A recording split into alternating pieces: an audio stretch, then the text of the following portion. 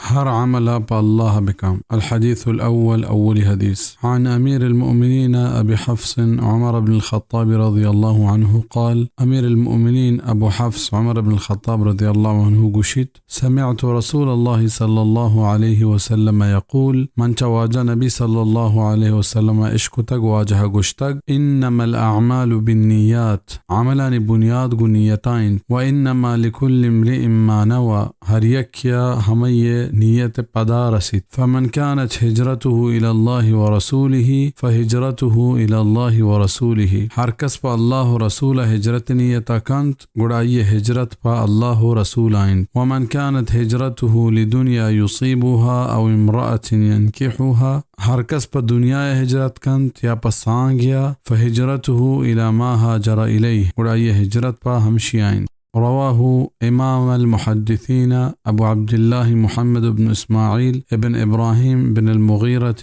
ابن بردزبه البخاري، وأبو الحسين مسلم بن الحجاج بن مسلم القشيري النيسابوري رضي الله عنهما في صحيحيهما اللذين هما أصح الكتب المصنفة. ये حديث دوے मज़ने मुहद्दिस इमाम बुखारी और इमाम मुस्लिम वती सही किताबां और तक ये हदीस सही तरे किताबन